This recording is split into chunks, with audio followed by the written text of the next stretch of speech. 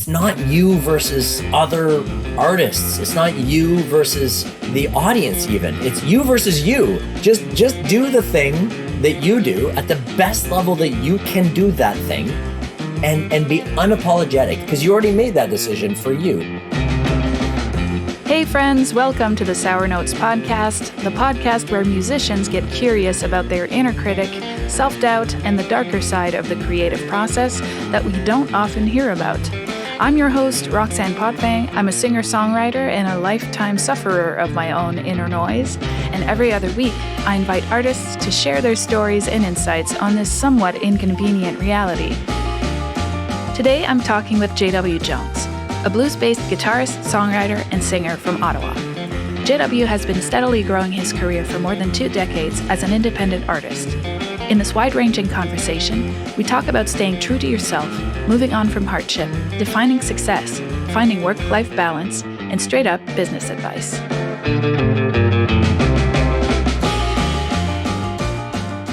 Hi, JW. Hello, Roxanne. Welcome to the Sour Notes podcast. Thank you for having me. I'm super excited. It's been a while since we've had a fireside chat. Let's get sour. Yes, exactly. That could be your slogan. Let's get sour. Let's get sour. Let's get down into the dirt a little bit. Take us back to a defining moment when you decided you wanted to be a musician. Well, I can take you to the defining moment where I thought I wanted to play the guitar. So I feel like that's a pretty good start. My dad was a guitar player. He played folk music and sang and played acoustic guitar. And I have memories, of course, of him playing and singing in the living room and, stuff like that. But I have this memory of playing his guitar on my lap at my grandma's place in Kempville. And I wanted to get a slide sound. So I had this, he gave me like a spice bottle or something, back when they were all made with glass. And so I was just going, wee, wee, and I was trying to make these like Hawaiian sounds in my mind. It was like Hawaiian guitar, wee, and just getting all these wild sounds. And it was around that time I was probably messing around with drums a little bit. So I remember listening to like Guns N' Roses, Paradise City, do cha, do cha, do cha. So I remember those being kind of around the same time. So I was probably, maybe 11 or 12 years old. But I didn't really pick up the guitar for several more years after that. But that was a moment where I was just excited about getting sounds out of the instrument, and just, that was it. I didn't really play anything on it. But then I picked up drums when I was, I have my ages all mixed up, but I think I was around 12 or so. And started playing drums, and I didn't think I wanted to be a musician. I just wanted to learn the next thing, like I was playing this beat, and then I wanted to learn this other beat, and then I wanted to learn this other thing, and then I saw B.B. King in '95, so I was 15 years old, and I had tried playing guitar a little bit at that point, but that was the moment where I was like, I want to do that. I want to play B.B. King guitar, stuff like that. And so that was the big moment for me. Other than that, I had been playing drums though. So I'm going back and forth here. I had been playing drums though for years. Like I had even sat in with Tony D at the age of, like 14, I think. It's probably about 14. And that was always the thing. It was like, I just wanted to do the next thing. And then my dream was to play at Tucson's Roadhouse at Bank and Hunt Club. It's a shawarma palace now. But it's funny because I never thought like, I want to be a musician for the rest of my life, or I want to be a professional musician. I just wanted to do the next thing, like, how do I get to this step? Which is a very, it's one of the ways they recommend to reduce overwhelm, think in increments instead of thinking of the whole picture, right? So you kind of came to that naturally. If I compared to the way I work or my brain works, I immediately go into the giant fantasy. In my brain, since I've been a kid, I've been a concert pianist. I've been a world-class ballerina. I've been a, a rock star, so it's like, my brain does not work in increments at all, actually. So okay. That's very interesting. Yeah. Figuring out how we all work. So after being in the business for like, what is it, over 20 years now? Is it 25 yet? Probably. Yeah. Wearing, both the creative and the business hats, what areas do you feel like you encounter the inner critic the most? Where do you struggle with trusting yourself, I guess? Oh, that's a really good question. That's a deep one. Getting deep right away here. Well, it's interesting because I think it's important to start where I learned to play blues, because really I had a friend, Manny, who lived a couple blocks away from me, and he taught me my first couple of chords. So he taught me how to play C, F, and G, and he taught me ja, ja, ja, ja, ja, the blues thing, like the Jimmy Reed thing, and how to play a 12-bar form. And other than those things, I was pretty much self-taught. So I would just watch videos. And when I say videos, I mean, they weren't instructional videos. They were just like PBS had like John Mayall playing or Buddy Guy on TV. And I would just record it with my VHS or Stevie Ray Vaughan and look at their hands and try to figure out what is going on there and then just try to do it myself. But I learned very quickly. So if I started when I was, 14, 15 ish, by the time I was 17, I was already playing like solos from albums, like Anson Funderburgh solos and stuff like that. And I was learning how to do all those things. So I learned very quickly. And I don't know the moment where I feel like I hit a plateau, but it was probably somewhere around the age of like 26 or 27, probably around there. I felt like I hit a plateau where it was like, okay, I can't play fast like the really fast guys. I can't play jazz because I don't have the knowledge or the understanding about how those chords and progressions work. So I felt limited at that point. I'm like, okay, well, I can't do that. I can't do this other thing.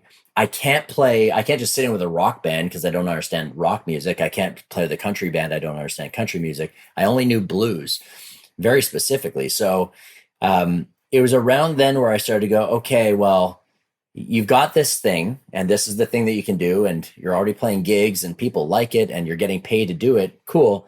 But simultaneously, I had to like really amp up the business side and the booking side because I had to prove to my grandparents that I could make a living doing this. And so in the beginning, you know how it is. You're playing for free. You're playing for $30 each. You're playing for $50 each. It gets to $100. You're like, oh, I'm making $100 to play a show. Like, holy cow.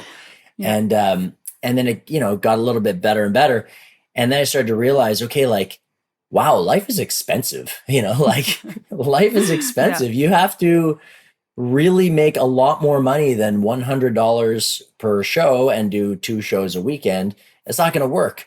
And I remember going to my accountant around, I was probably about 24, 25 years old. And he said to me, he looked at my numbers and he said, okay, well, you've got to make more money. This isn't going to work. And I was like, okay. He goes, can you teach? And I said, no, I can't. He goes, what do you mean you can't teach? I said, well, I don't have any formal education. I don't know the names of the chords I'm playing. I just don't think I can do that. And he said, who's your favorite guitar player? I said, B.B. King. He goes, could you teach me one B.B. King riff? And I said, yeah, I guess so. He goes, J.W. Jones teaches B.B. King riff. There's your poster. Do it. And I was like, could you teach me 3 riffs? I said, well, I suppose I could teach you 3 riffs. He goes, look, you can teach a lot more than you think you can. Make a poster, get some students, make your, whatever it was at the time, $40 an hour, $30 an hour or whatever. And so I did. And so what happens there? Now you're getting students. Okay. So then I was teaching, let's say 6 hours a week. Well, now you're teaching for 6 hours. You're making money. This is good.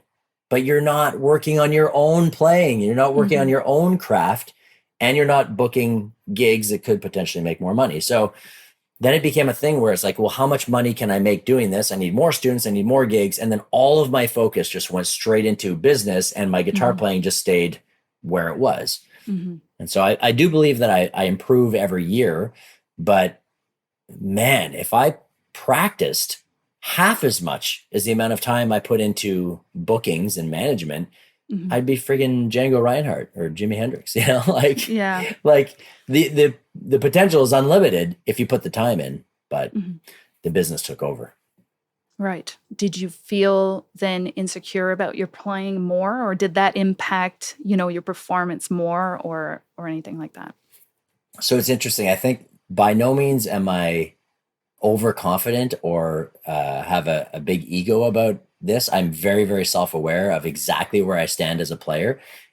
And so what I'll say is, I've never thought, oh, I'm not good at what I do. I've always thought I am actually good at what I do. Um, Except for the odd time, like you run into certain people who will say, well, you can do this and this, but can you do this? And then you go, ooh, I can't do that. So now I don't feel oh, maybe I'm not that good. Or you see other players who are doing something that you like to do, but at a higher level. Like I was into Albert Collins and Hollywood Fats, and then I saw Sean Kellerman play, and I was only 20, 21 years old. I saw Sean Kellerman play out at the Harvest Jazz and Blues Festival, and he was killing. Like he was killing on Hollywood Fats and Albert Collins stuff, and I was like, who is this guy doing these things? Like those are my favorite guitar players, and he's crushing doing those like at a very high level. So then those are the moments where you go, I guess I'm not that good at doing those things.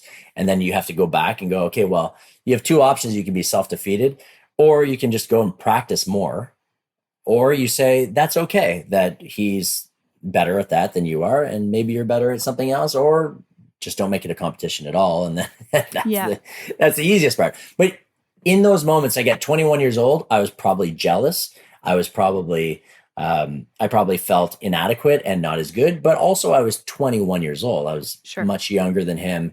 And it took me many years to be able to say these things out loud, which I think is why this podcast is so important. But at this point, I'm pretty self-aware of where my limitations are, but it doesn't really affect me mentally.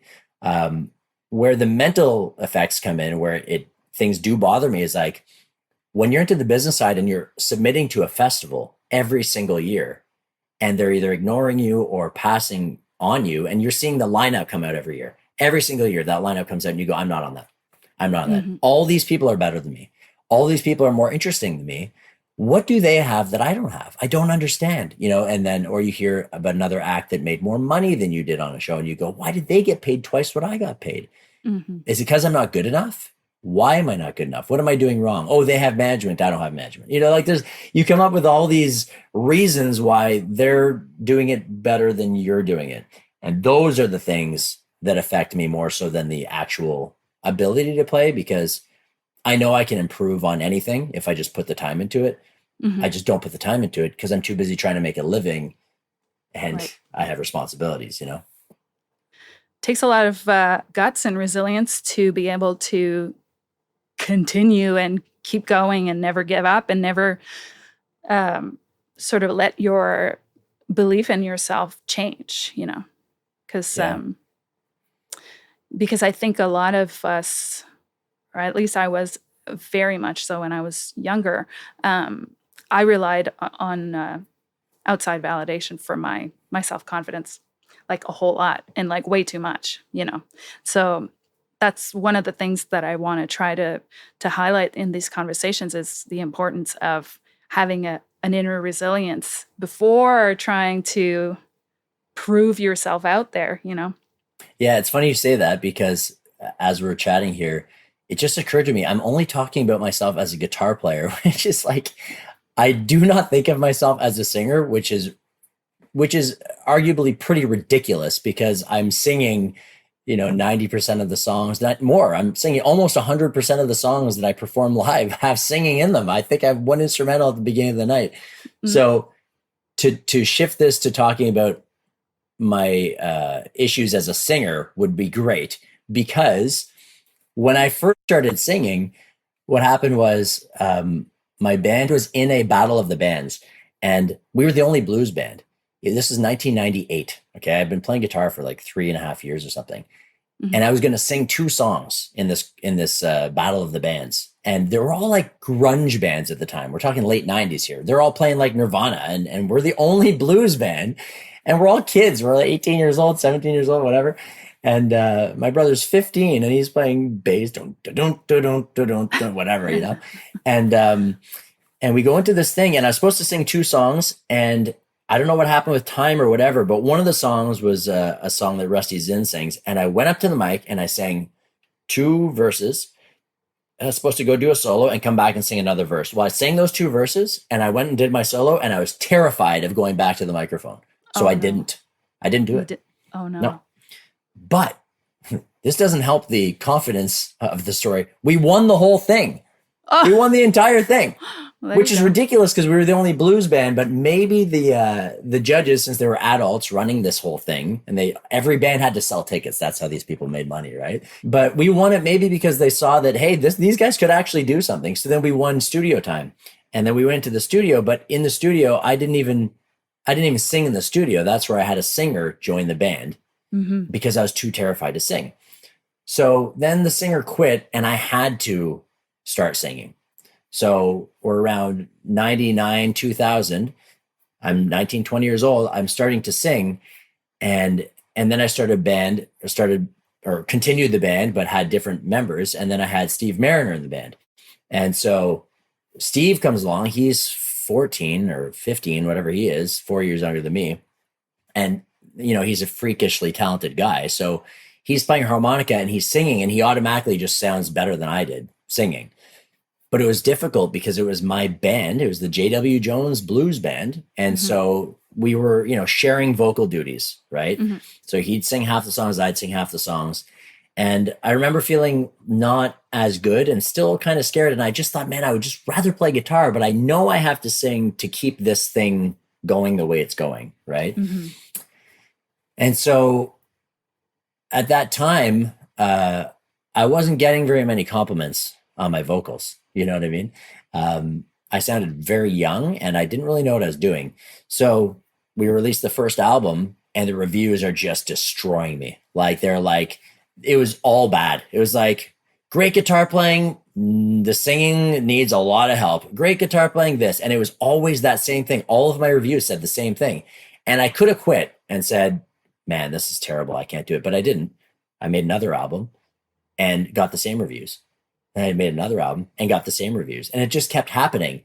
Yeah. And that's where my resilience comes in. And I'm like, wow, I look back at that. It's like, man, some people would have quit the first time, like for some reason I didn't. I knew I wasn't great, but I'm still going forward here. I'm still just going to keep going. And to this day, there have been very few times where I can remember someone specifically complimenting my singing. And when they do, it means a lot to me because it's like, I know that's not my thing, but I do think I'm okay now, but it's been very difficult to get to this point. And still I go to the microphone and I start singing and I go, ooh, they didn't expect this voice. They expected the smoky whiskey blues voice, but then I go, it's taken many years to get here, but what about Junior Parker? What about Jimmy Reed? What about Little Walter? None of these guys sound like that. None of those guys sound like Howlin' Wolf or Muddy Waters. Oh, yeah. Yeah. So I've learned to accept it.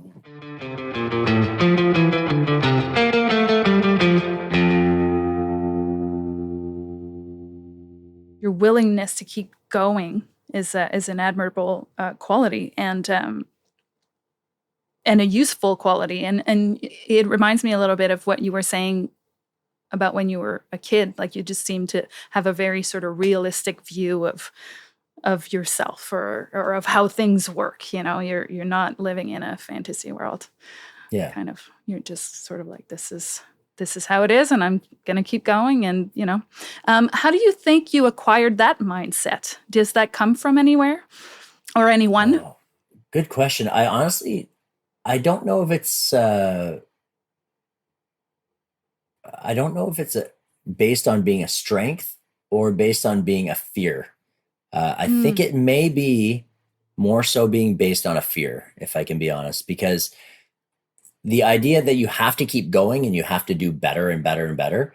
A lot of that came from just trying to make my grandparents proud, because both of my parents were pretty unsuccessful people and had a lot of issues with money, drugs, alcohol. They just never really got it together. They just really, really never did. And my dad's still alive, still doesn't have it together. you know? And so I look at my grandparents and go, well, they're at this level of their life and they got here somehow. And they were very much a big influence on me. And so I knew that I had to not become that. So if I am avoiding becoming like my parents and I want to survive in this world and have any kind of success, then I have to keep going because I'm afraid of turning into that other thing. So that's what I mean. I don't think it was like I'm such a strong person because I had these values instilled in me as a child. I don't think it's that. I think it was just pure fear, and I had to go the other direction. Yeah. No, you used the modeling as a model for what not to do. Yeah, exactly. I watched an Instagram reel you made recently about imposter syndrome and worrying about living up to the expectations of the crowd when you're being introduced as, having toured the world and having these awards and all this stuff. And for example, if you're in the middle of a solo and you see that there's somebody and look up to in the crowd, that suddenly your playing gets worse, and things like that, things that we've all experienced. In those moments, how do you stay grounded and bring your focus back to the task, and not let your negative thoughts just kind of take over? Do you have? Oh, you mean that's an option? I was not aware that was an option. I don't know. I'm trying to find out if anyone can do that. it's just survival at that point. Like, what can I do to get through this? Well, I have several memories of playing in front of people who I admire. There are 2 times that involve Kid Ramos, which is kind of hilarious now that I put that together. One time I was at what was the name of it? It's called Perfect Strangers. It was a club down on Rideau Street. And it was my band doing a sound check in the middle of the afternoon in Ottawa, Ontario, by the way. We're doing a sound check, and I look up, and standing at the door is Kid Ramos and Linwood Slim.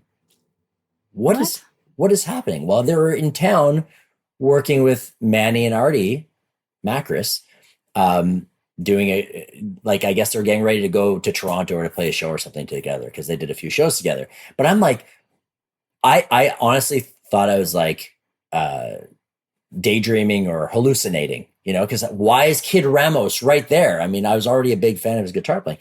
So we finished the song. That is freakishly kind of weird. Like, absolutely weird. Absolutely weird. Like, right place, right time. They were walking by and heard blues and came up the stairs. Like, wow. And like, for people who don't know, Linwood Slim and Kid Ramos live in Oakland, California or something? Los Angeles, yeah. Yeah, Los Angeles, California. So it's like you do not expect them to just walk into your gig when you're in Ottawa, Ontario. No. And it's not during a festival. It's like November or some weird time, Yeah. So anyway, I went up to them and they were both complimentary, which was nice. But when I saw them, my leg in my pants started shaking. Yeah. And the next time that happened was the first time I played with Buddy Guy at his club. Same thing. He comes on stage and my leg goes like literally shaking. I'm using the word literally on purpose. It was actually shaking. And once I got through that though with Buddy the first time, the nervousness went away because there was a comfort there. So I know what I'm doing. He likes what I'm doing. We're good here. Right. Yeah. And he doesn't seem like the type that's judging every single thing you play, like a lot of us might be doing. But then going back to the imposter syndrome thing and playing in front of these types of people, I was in Sweden one time playing at this festival and we're doing a great job. The band sounded awesome, beautiful day, awesome crowd. There are 1,000 people, whatever, killing it. Everything's awesome. Sounds great. And I turn around and Kid Ramos and Willie J. Campbell are standing there. And I'm using a Kemper, which is a digital modeling amp. And I'm thinking, oh, Kid's not going to think this is very cool. So this is more recent. This is more recent. This is 2019 maybe, something like that. Yeah, sure. And so I'm like, oh man, this is not cool. He's not going to think this is cool. He's not going to like my tone. Oh, are they going to like this song that we're about to play? Oh, and then all of a sudden my brain just says, and then my playing just started to go downhill because I was like, now I want to play this thing that will impress that guy, rather than I'm just going to do what I do. And if he likes it, cool. If he doesn't like it, that's also fine, whatever. So I totally got into my head. So the last, 5 years have been a big growth period for me where I don't really think like that as much anymore. But it was real, that's for sure. You gave us a little preview of the internal monologue and the things you're telling yourself in that moment. Is there something that you say eventually where you can snap yourself back? Like, yeah. Is there a component of that comes in eventually that you can like come back into your performance of what you're doing? I find that I just go into survival mode, and it's like, not survival so much as I should say autopilot, because you know what it's like when you've played a set enough times. You already know all the things that you're going to do, with some exceptions.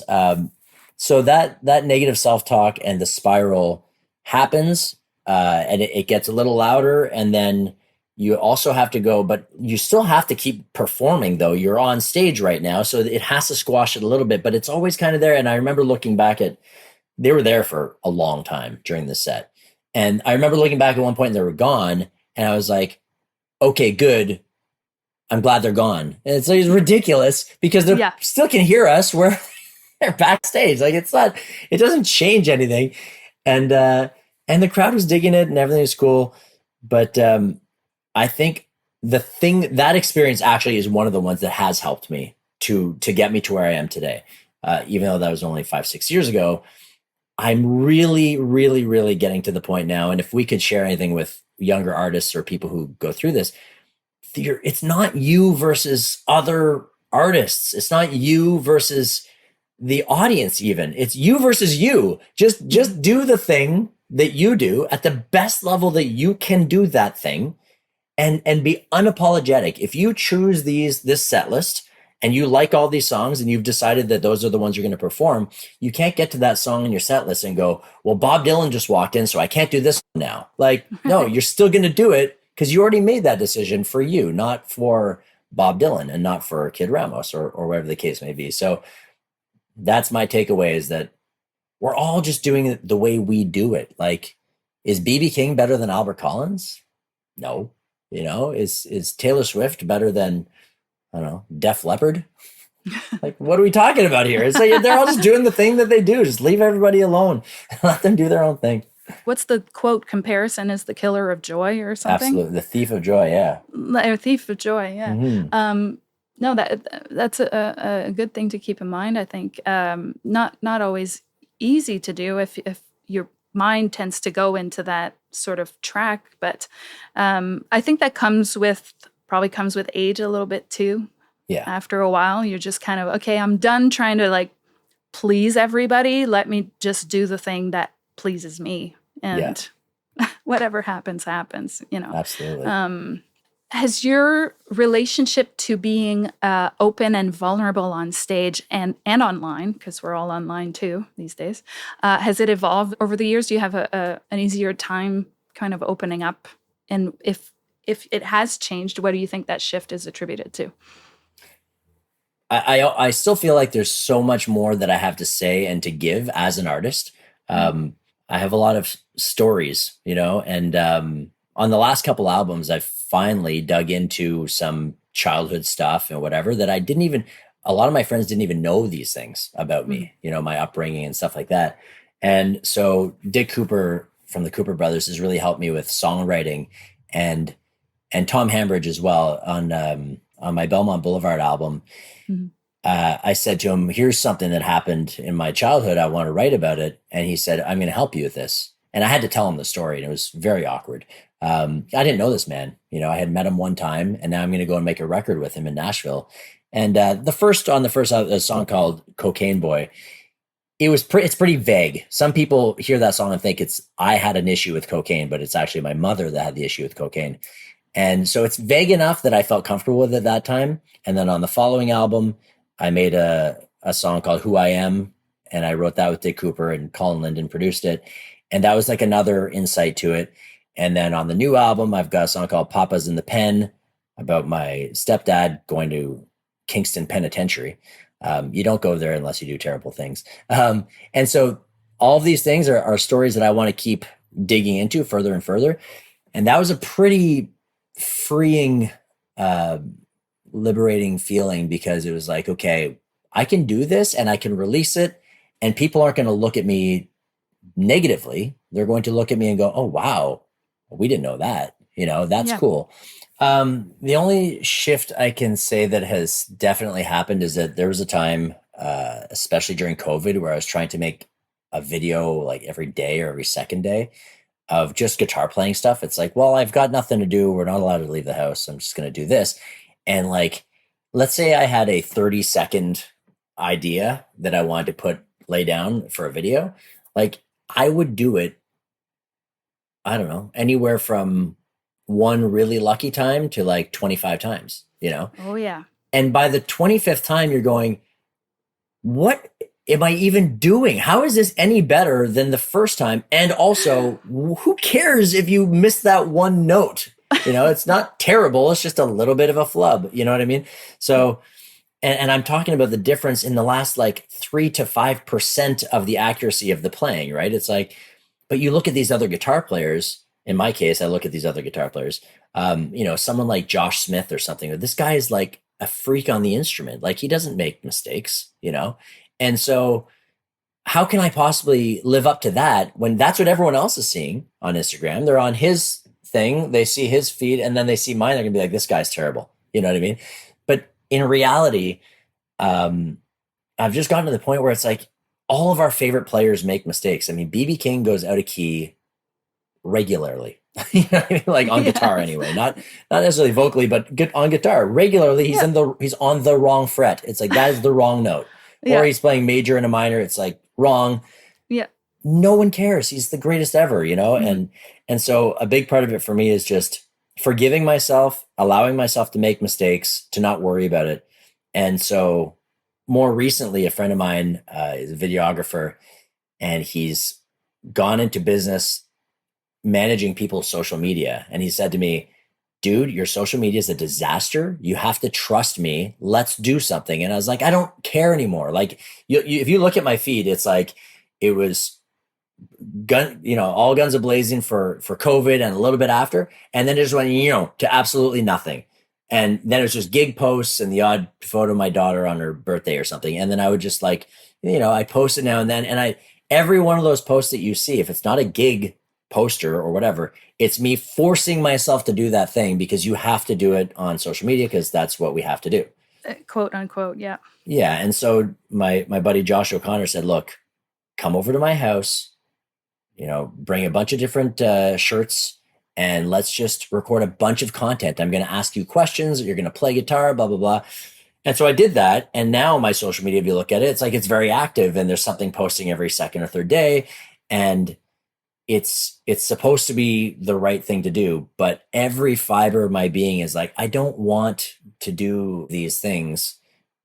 But he's like, dude, you have to, because if you're trying to get into a festival and they look at this person who's active, it's down to the last slot. They're looking at this person who's active on socials, and they look at you and you haven't posted in 3 weeks. The other guy's getting the gig. The other artist is getting the gig. Mm-hmm. So I was like, fine, I'll do it your way for 6 months and we'll see what happens. So that's kind of where I am now. And I make mistakes all the time on those videos. Like, it's like, there's mistakes everywhere, because I'm not in control. He's doing all the video and editing. But that's probably helpful, eh? It's helpful, because except that things get posted, I'm like, oh man, it's terrible.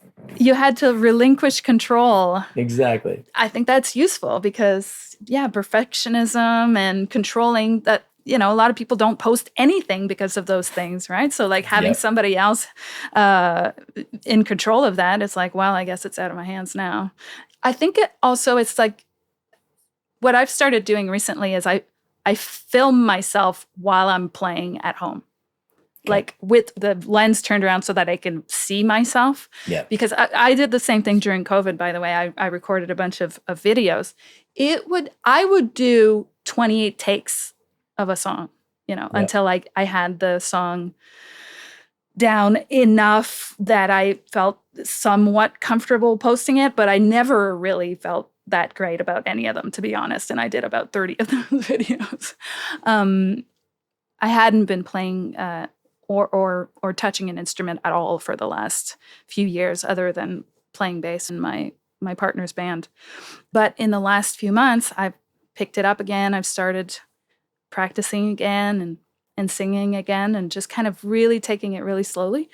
And recently I was kind of like, I kind of want to post on social media some stuff, just some songs that I like playing or whatever. And I remembered how bad it felt to film myself when I was trying to do these things. Like, it just felt awful. So I was like, okay, I'm just going to record myself every time I sit down, or not every time, but like actively practice being uncomfortable with watching myself. Just do that repeatedly. And eventually, after even like 2, 3 times, 4 times, 5 times, the ick lessened more and more. So the exposure therapy worked. Yeah, exactly. Yeah. And most of those things I did not post. I think I posted 2 of those videos, and I must have recorded like 30. But even knowing that I was not going to post it at first was incredibly distracting. Like, it was incredibly annoying, because like, talk about inner critic, like, oh, why does my face do that? Oh, like my nose, or oh, whatever. Like, everything that you think is wrong with the way you look and the way your mouth moves, and like everything you think is wrong is right there in your face for you. And then eventually you have to go, okay, well, I'm going to have to do this. So I thought that was really helpful. For people who are self-conscious in front of the camera in any capacity, just put the camera in your face, while you're practicing, and eventually you'll just get more comfortable with it. You'll go like, yeah, that's how my face looks. Yeah, whatever, well, it's funny you mentioned that one, because I mean, I don't generally despise a lot of photos or videos of myself, but there are certain angles where I'm like, that we don't need that one though, right? Like, can we not do that though? And what's hilarious about that is, one of the very things I hate the most is exactly what's happening on all my talking social media videos right now. And it's because Josh O'Connor, the way he lit my face, he sees it perfectly fine. What I see is there's like this darkness here. So I have like a Skeletor face. When I'm turned, which is most of the time, right? If I'm like this, you don't see it. But if I'm a certain angle and there's no light filling in here, I get this thing, and I'm like, oh man. And I saw it when we did the test shoot. I looked at it, I said, can you put another layer? He's like, dude, nobody cares. I would not have noticed. You would not have noticed, but go look at it. Now you'll notice it. And now you just told everybody to just. I don't care. Look at that. But that's the thing. This is part of it. This is the beauty of these discussions, right? It's like, this is being vulnerable, talking about what's in our actual brain. It's like, I don't want that to be the thing that people see. And then now I see it every single time. I'm like, that looks stupid. I'm going to fix that next time. I don't like that. But at the same time, it's like, that is your face though, like, it doesn't matter how you lit it. That is the one that you've got. So too bad. You better just move forward with that one. Yeah. And that's the whole point, right? Exactly. And also, it is 100% true that people do not see you the way you see yourself. Like, I know there's a great stat about that. It's something like, they interviewed a bunch of people, or did a whole study on this. They said, how do you see yourself? How do you rate yourself in these different ways? And then they asked other people how they rate that person. It's always way higher from other people. And they're not lying for the sake of the study to go well. It's just the proof that our inner critic, our inner ego, and all these things is just like trying to sabotage us on a regular basis. When everyone else is like, he's a very attractive man, she's a very attractive lady, what a beautiful smile she has. It's like, well, I don't like how my face does this thing. Or it's like, well, no one is seeing you that way. Yeah. And it's a very frustrating and very sad thing when you're stuck in that mode. It is a self-protective mechanism in a way, but it does interfere with so much that we could all accomplish if we could somehow figure out some ways to manage this a little bit better, Yeah, absolutely. Yeah.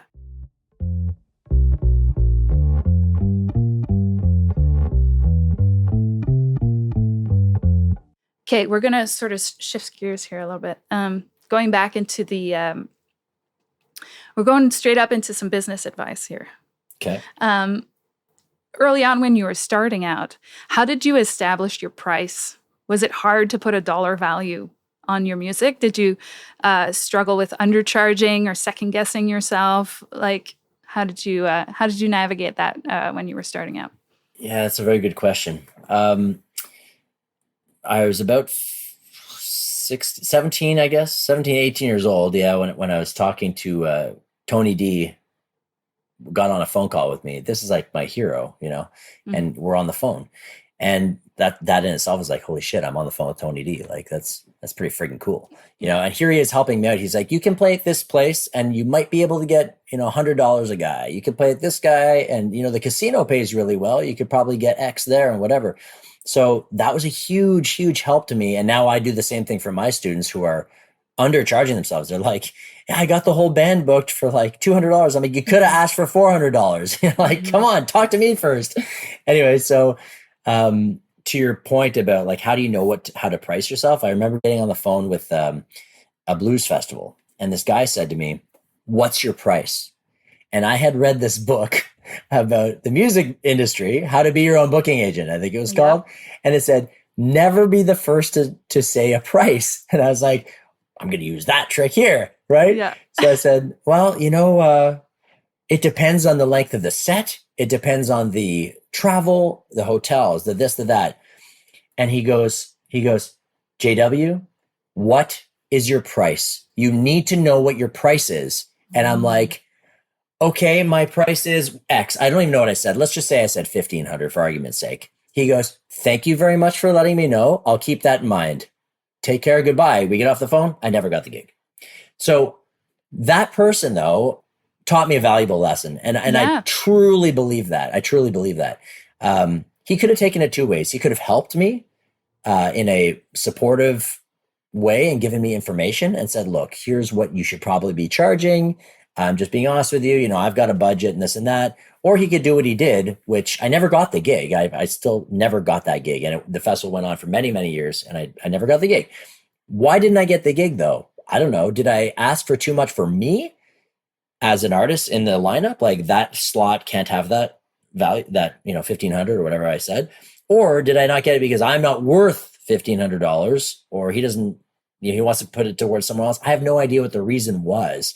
So from that point forward, it was like, I don't know how to do this. And then you do the dance, the negotiation dance, where it's like, you just hope that they'll say something and then you can ask for a little bit more than that, or whatever the case may be. Mm-hmm. Yep. So I still struggle with it today. I have a minimum and I will not go below that minimum. And I have to be unapologetic about it. And if they offer me $100 less than that, I either have to go, I can take this, forget the principle, I can take it, still make the money, or I can say no. And you know what happens? You say no, you'll get the gig later, a year later, 2 years later. And you're only going to get the gig once every 5 to 8 years anyway. Mm-hmm. So you might as well wait and get the right amount. So does that answer the question? Kind of. Yeah, I think there's some really good advice in there. Absolutely. Cool. I've known you for many years. I've seen you just being so consistent with work, being so consistent with, everything you were trying to achieve, the goals you were setting for yourself. Has that ever felt overwhelming, or have you ever reached a point of, being close to it all falling apart on you? So I've never really had the moment where it's like everything's going to fall apart. What I find, though, is that having gone through a separation, that totally took the wind out of my sails, because all my energy went towards dealing with that. And then the bookings really fell off. And when the bookings fall off, the income falls off. And then the income falls off, you're like, well, how do I get back? And it's taken me over 2 years now, and I'm still not back. I'm still not back to the level I was at pre-COVID or whatever. And so I don't have that so much, but I guess the thing that I end up struggling with is defining success.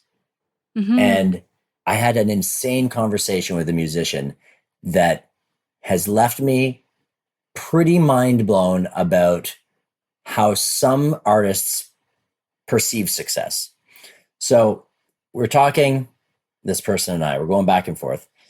And I said, would you rather have $2 million over the next X amount of time and appear to be, doing okay? Or would you rather have $1 million and appear to be the most successful artist in the whole scene? What would you rather? And he said, oh, for sure, the 1 million. I was like, what?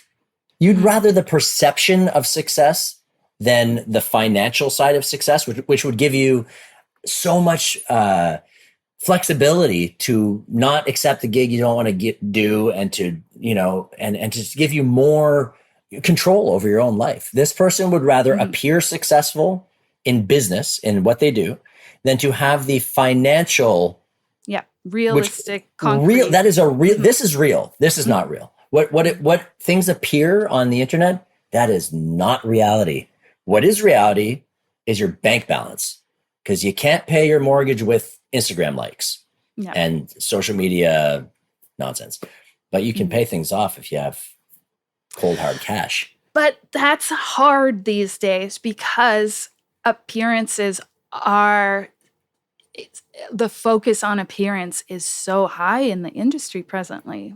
Like you said earlier, how many social media followers you have will impact if you get a gig or not, or if you get a grant or not. If you have the 2 million, you don't need the gig. Yeah, but you need to keep going. Do you? You're retired. Well, okay, now. maybe not. Okay, maybe not. There's a lot of sense to both of those examples, actually. But you, I'm not surprised that you kind of take the second example, just because you are somebody that is very sort of in the concrete and in the realistic side of looking at things. What I see as success is being able to do the thing that you do and being able to just survive doing that thing. I'm not driving a Lamborghini. I'm not in a house on the hills in California. I don't have any delusions of grandeur kind of thing. I just want to keep doing this. But that's the thing, though. There's a bit of fear in, can I keep doing this until I'm, retirement age? Do I get to retire? How's that going to look? You know what I mean? Being a primarily blues artist, you look at the audience and my demographic is 50 to 80. You know what I mean? Like predominantly men.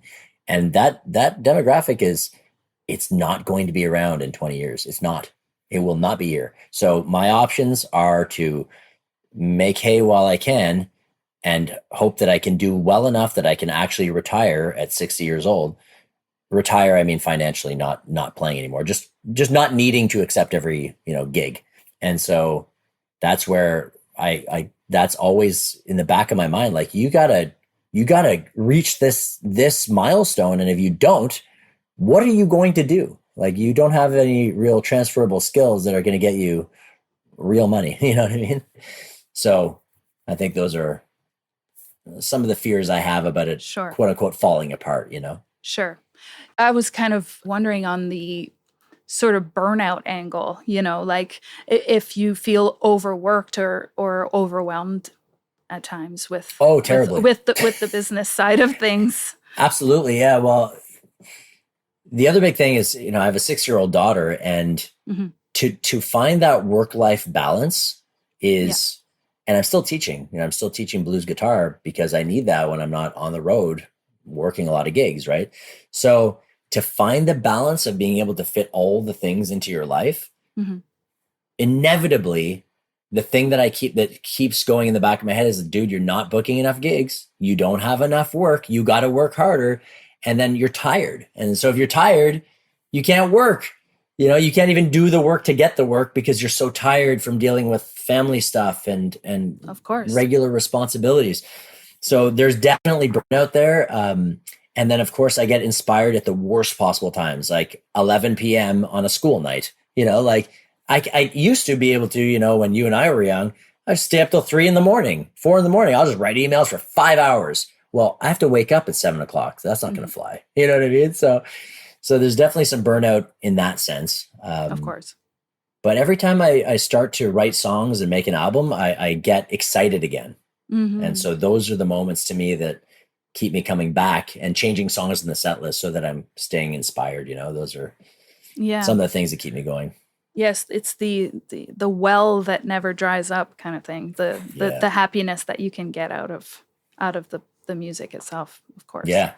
I'm just curious because you kind of gave us a little preview of your inner monologue there when you said you're not booking any gigs, you need to book more gigs. Come on. Does that voice ever get really harsh on you? Or is it generally just pretty neutral? Well, it's it can be harsh for sure. And then, I think where the harshness comes in is when you catch yourself, scrolling social media or doing something that is arguably a total waste of time, right? I don't mean scrolling social media for 5 minutes. I mean scrolling social media for an hour and 5 minutes, and then you look at the clock, sometimes this happens to me, it'll be 10 a.m. and I'll go, I don't have a lesson till, 11:30. I've got an hour and a half. This is glorious. I should do some work. I pull out the phone, or the phone distracts you. This is the worst thing. You start to do the work and then you go, I got to get on my phone because of this message. And then now you're in that world now and you're gone for an hour and a half and you waste a complete hour and a half doing absolutely nothing. And then at the end of the day, you beat yourself up because you didn't do the thing you were supposed to do in the first place. And that's where it's like, well, you're an idiot. Why did you do that? Now, how are you going to make up for that? Oh, I'll do better tomorrow. But will you do better tomorrow? Then you have to actually actively do better tomorrow. Yeah. So I think that's where the harshness comes in. It's not. It's more so a harshness about bad choices, and staying focused on the task. Yeah. You never struggled with depression or, when that harshness just becomes kind of continual. I don't know. I'm not a psychologist, but it seems like that would take anybody down a pretty dark road pretty fast. But yeah, no, I've been very fortunate. Whether it's good genes or whatever the heck the case may be, I haven't had those types of mental health issues. So I feel very fortunate that I haven't gone into a dark place as a result of those things. Obviously, going through the separation and how that went was terrible, and it was the worst time of my life. I've lost some people that are close to me, like my brother and my grandparents and stuff like that. And those things were terrible, but nothing was more terrible than going through the separation with someone who you love and you had a child with, and you see your whole family just get completely separated. So that was very, very difficult for me. And it was very hard to show up and do any amount of useful work. And so, I'm still only 2 years into it, so to speak, 2.5 years. And I'm not caught up yet. And it's like, it gets a little bit better every month. But still not there. So that's where the depression side has been for me, but it hasn't been like terribly dark thought about music or performing or business. It's been about the other thing. Of course. Yeah. And, of course, life will just happen and take you off the rails completely. That's, Oh, I do have another thing to say about that, actually, which might shine a light on the bigger conversation here. Sure. Then what happened was people would say, well, give yourself some grace. You're going through a lot. And then I go, well, how much grace am I allowed to have versus now you're just being lazy? Which one is it? Is it grace or is it laziness? Are you allowing yourself to calm down and to not have to book X amount of gigs? Is it that? Are you being good to yourself or are you being lazy? And that was very difficult for me because it's like, I don't know what I'm allowed to do here. That's a really good point because I know from being your friend, you have an incredible ability to bounce back from really awful shit. And I've always, actually, we've never had this conversation, but I think you've given me a little glimpse just now into what's going on for you there. It's like there's the reason you bounce back so fast is that you're very quick to tell yourself, well, don't get lazy, or don't get, like you say, is it self-care? Is it grace? Or am I being lazy? Yeah. So I can imagine that if that's the reflex, then you're very quick to kind of get back to it and like, let's go. No time to dwell. Yeah, that comes back to the fear of failure, right? Like if I don't keep this train moving forward, then what's going to happen? I don't want to know the alternative, the other route, or what's going to happen if you don't do it. So I think it's definitely fear based, and I'll be honest, it takes its toll. I mean, it's exhausting. There are certain times where I'm like, I cannot, even I'm getting 8 hour sleeps or whatever the case may be, and I cannot catch up. I'm just like foggy, and I can't even, today I'm doing pretty well with forming sentences, but there are some days where it's like, that's not the right word. That's not the right word. This sentence doesn't make sense. What are you even doing? Just the fog from like having to keep going forward all the time. It's like, it's exhausting. Some people have whatever life situation they have where they can just actually, just take a year off. Can you imagine? Like, yeah. I can't, there's no way I could take a year off, Yeah.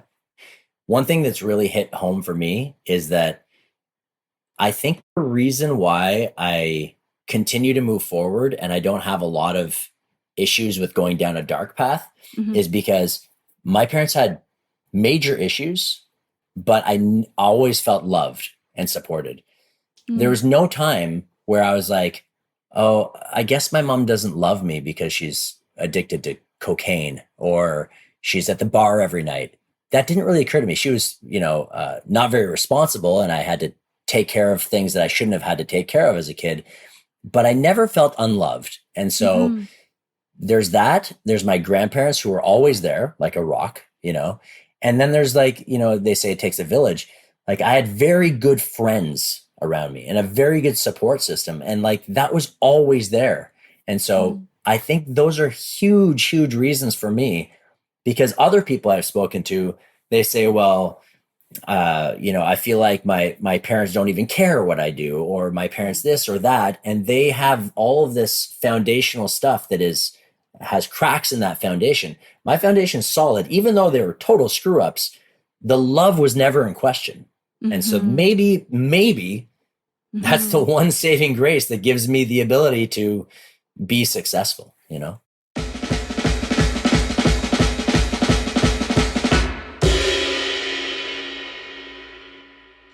What's something about the business that still feels emotionally complex, even after years of doing it? Oh man, that's a tough one. I guess it's the idea of getting to the next level, so to speak.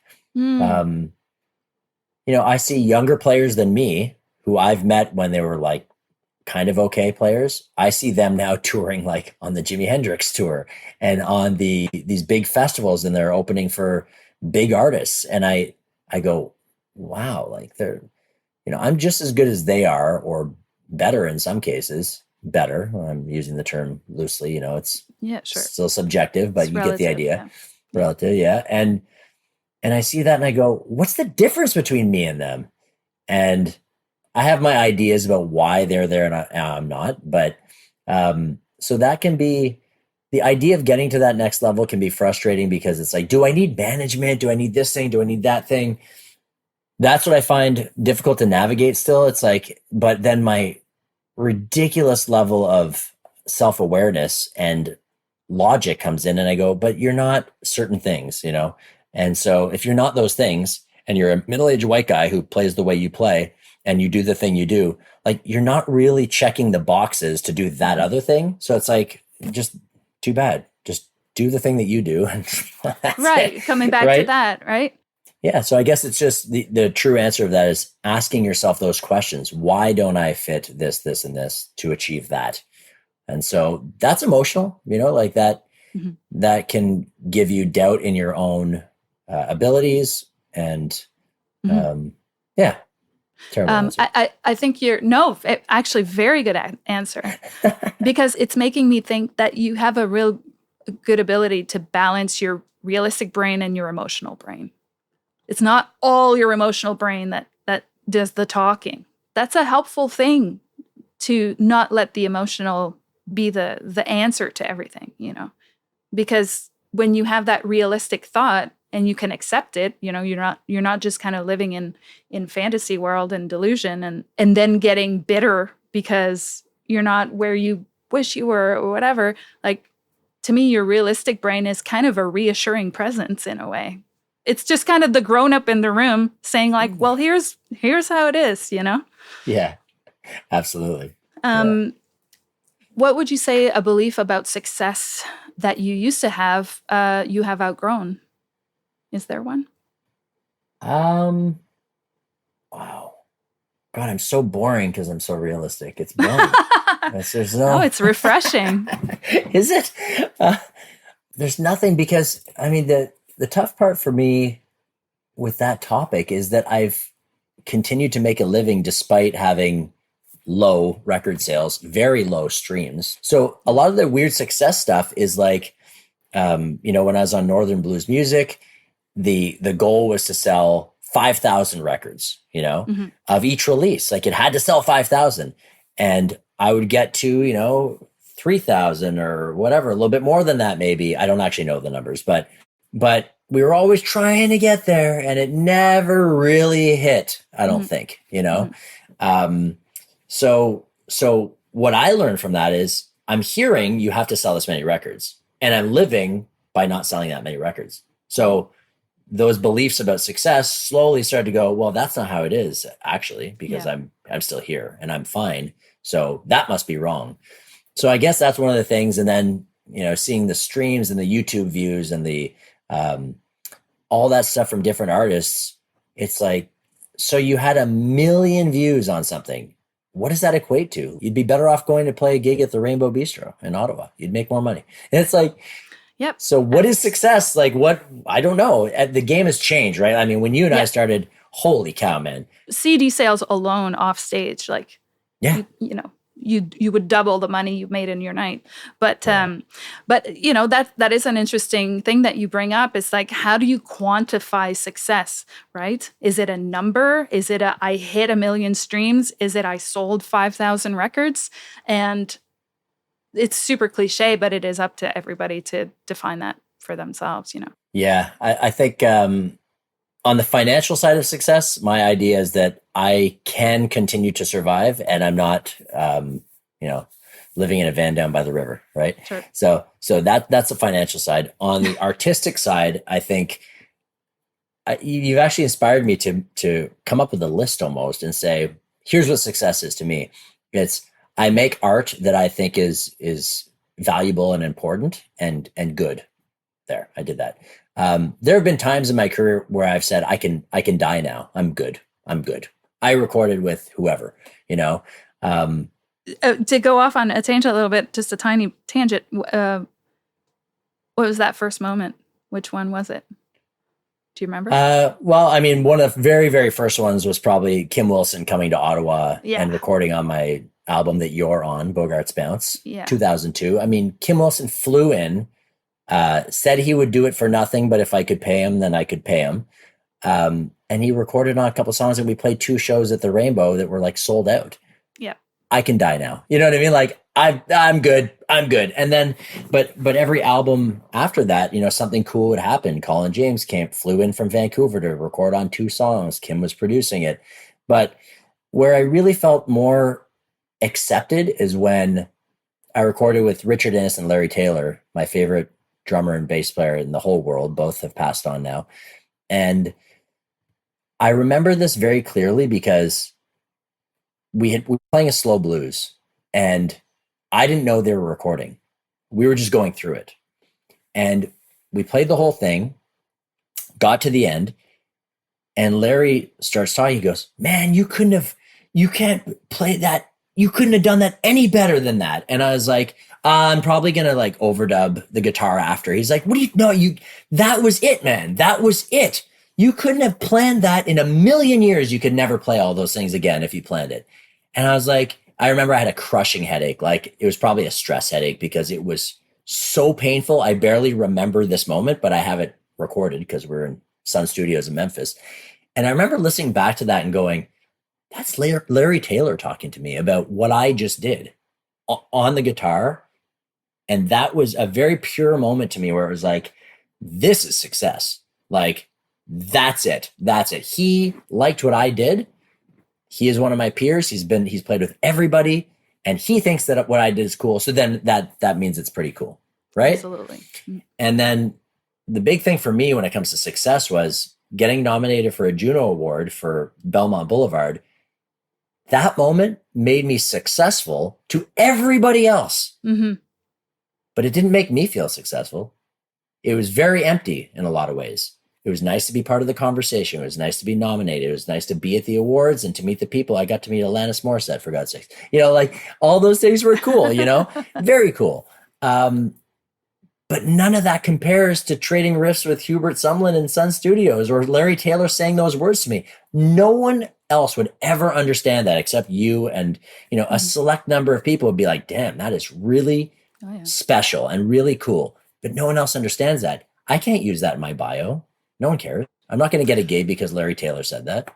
Interesting. Right? Nobody cares. But Juno nominee, Billboard top 10 thing, that those get you the gigs. So you have to use them. It's a tool that you use, right? And then the other thing that's been difficult for me in terms of success and perception stuff is everyone thinks that all these guys that I recorded with, I paid them some ridiculous amounts of money. Mm. And that is not true. Like Kim Wilson came to Ottawa on a handshake, Jimmy Vaughn came and recorded with me 2 years ago at Gordie Johnson's studio in Austin, and he left. And I thought, am I supposed to pay him? Like that didn't even occur to me because it would just all happen so quickly. And then I reached out to his wife, who's his manager. She's like, no, none of that. I'm like, cool. Well, so Jimmy Vaughn just came and recorded on my record. We sat down together beside each other, and there's no financial exchange here. But people assume, what'd you pay Jimmy Vaughn? I was like, $0. You know what I mean? Like, because he wanted to do it. Mm-hmm. And so anyway, that to me is success. That's like, these guys are saying, I appreciate what you do, and I am part of that with you. Boom. So that's how I define it. Yeah. I really had an aha moment there when you compared the internal success with the external success, where like, I can't book gigs by telling you that Larry Taylor said I played a good solo. But meanwhile, that's literally the most meaningful thing for you. So, there are truly two definitions of success in that case. And I had never really thought of it that way. And the one that will probably get you the most satisfaction is the internal kind. Oh, yeah. It's never going to be about the awards. It's never going to be about the sales. It's going to be about the moments. We focus on that as the be-all, end-all, and then we lose sight of the internal successes. Yes, absolutely. Yeah. I'll ask you one last question. We've been chit-chatting for a while here. And it is this. If you could go back and speak to yourself at the beginning of your career, or your younger self, anyway, whatever age, I guess. Maybe it's the first time you picked up a guitar, or maybe it's the first gig you booked, or whatever. But if you could speak to a younger version of yourself, what would you tell them? Well, it would definitely involve being patient. Mm-hmm. And to find the right balance between working on your craft and working on the business. I have not found the right balance. I mean, I know I haven't. I know I have so much more I could be doing on the instrument and with songwriting and all of that stuff. And it's becoming a regret. And I'm trying to get ahead of it, but it's, with the other challenges lately, it's been difficult. But I would tell my younger self to keep the work on the art as balanced with the business. But I would never say, a lot of people go, well, just only concentrate on the art and everything else will work out. I don't believe that. That is not true. That might be true for some people who get handpicked out of a parking lot, like, Justin Bieber or something like that, where it's like, you're good, come with me. And then all they have to do is their art forever because they're like, they've got the machine behind them. Set up. Yeah. The structure. Exactly. Like that is not typical. That is the story that you heard about that one artist, right? So I would say balance those things and don't ever stop balancing the art. As soon as the business is taking over, you got to fight that big time and get back to the art, because that's the only thing that will actually take you through for your purpose and your own, like, heart and soul in the whole thing, right? So I think that's what it would be. Beautiful. Internal success versus external success again. Right? Exactly. Yeah. Awesome. Thank you for a very interesting and inspiring conversation, JW. Thank you. Thank you for inspiring me. That's it for today's episode of Sour Notes. Huge thanks to JW Jones for sharing with us. You'll find all links to our guests in the show notes. If this episode resonated with you, you can follow us on Instagram at Sour Notes Pod. And don't forget to leave a review. It helps more musicians find the show. See you next time. Sour Notes is a Flipped Canoe production, editing by me, Roxanne Putman.